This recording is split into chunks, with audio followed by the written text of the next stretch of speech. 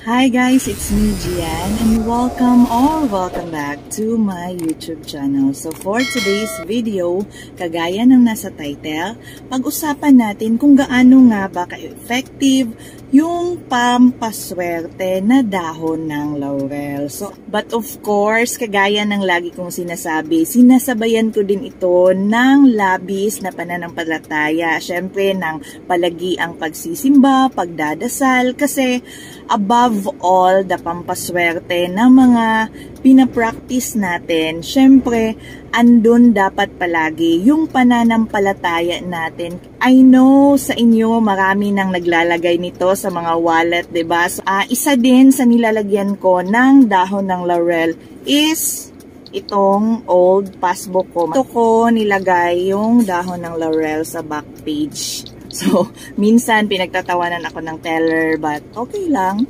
Wala namang nawawala kung naniniwala tayo. 'Di ba? Meron tayong mga ipon challenge or syempre nagsisave tayo for some projects. Kami dito na namin nilalagay yung savings namin nung pinagplanuhan naming bumili ng sasakyan. So, that time, pandemic yon, tapos meron kaming naumpisahan na barbecue business. So, lahat ng mga income ko, dito ko nilagay kasi gusto namin kumuha ng sasakyan. Kasi nga, dalawa na yung kids namin, mahirap na pag nakamotor lang.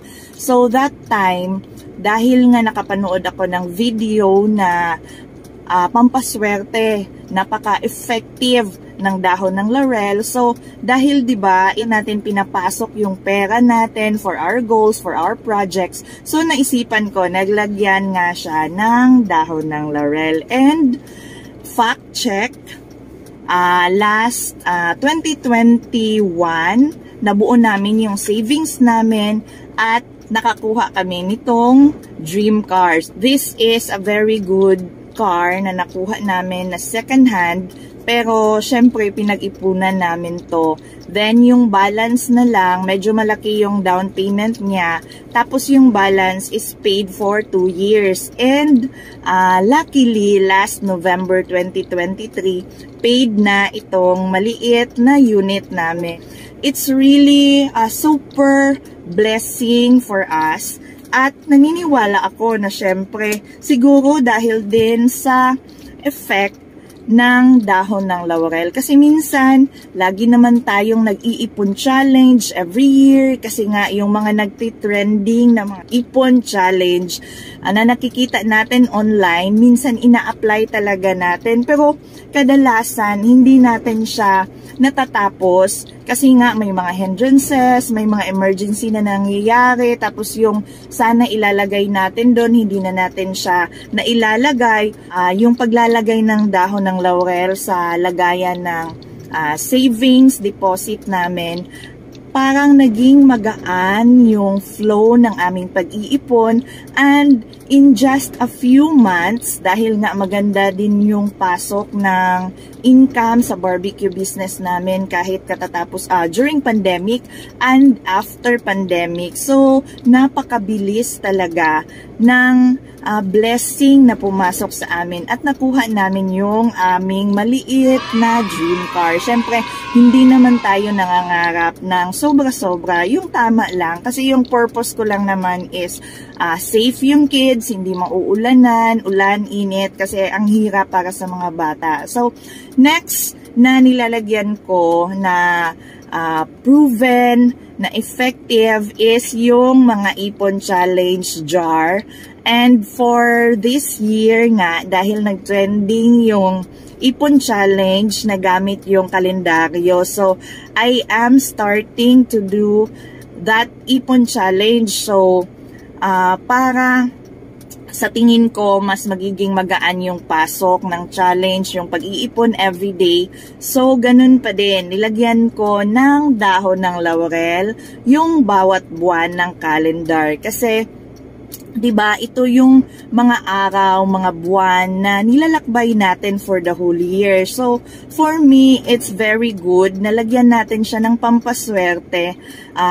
Pwedeng itago mo siya sa likod, per page, per month. Or ako, kasi yung Ipon Challenge calendar ko, hindi ko naman siya dinidisplay kasi nga may mga nakalagay na pera. So, nakatago siya on my secret cabinet sa isang area na ako lang at yung husband ko yung nakakaalam. So, hindi ko na nilagay sa likod yung dahon ng laurel kasi yung purpose ko naman is to have a pampaswerte on this Ipon Challenge calendar. So, on the 12 months from January to December, nilagyan ko talaga ng dahon ng laurel yung bawat pahina ng bawat buwan. So, another tip for pag-iipon. Kaya gusto natin mas maganda yung flow ng financial elements sa ating buhay. May mga target na project tayo na instead na mag-loan tayo with interest. So, mas maganda na pag-ipunan na lang, 'di ba? So, cut off muna sa ibang mga gastusin, sa mga Shopee, sa sobrang kainan sa labas. So, it will really help us na idisiplina din yung sarili natin. Isang practice na ginagawa ko din pag nag-alkansya or nag-iipon ako, first talaga na nilalagay ko sa alkansya is kung ano yung project na paglalaanan ko ng savings at para saan yung savings na yon. Sinusulat ko siya sa isang papel kung sa alkansya man ito. So, yun yung first na inihuhulog ko sa alkansya. Kasi sabi ni nanay, yung mama ko, kapag nag-alkansya ka daw kasi dapat alam mo kung ano yung purpose. Kasi pangit daw pag nag-iipon ka na walang purpose yung pinag-iipunan mo. Kasi minsan, pinapasok daw ng malas, according to her, hindi matuloy-tuloy yung pag-iipon. So, syempre, dahil nga advice ng nanay, so wala namang mawawala kung gagawin natin. For the calendar, Ipon Challenge, ganun pa din yung ginawa ko on the first page of January. Bago ako nagkabit ng first amount ng bill na nilagay namin on January 1st, sinulatan ko muna ng purpose kung para sa ano yung ipon namin. So, the last na nilalagyan ko ng dahon ng laurel para maging maswerte, maging safe yung bawat biyahe. Aside from this rosary, meron akong rosary dito. Ito talaga yung unang nilagay namin nung nakuha namin yung unit. Tapos pinablessingan agad sa cathedral dito sa amin sa Tagum City. Tapos, syempre, meron akong sekretong dahon ng laurel pa din dito. Nakatago. So, it's here. Meron akong 4 na dahon ng laurel na nakadikit dito sa isang red na papel. 4 kasi, di ba, yung sasakyan natin nagdadala sa atin in any direction. So, we have 4 directions, yung east, west, north, at south.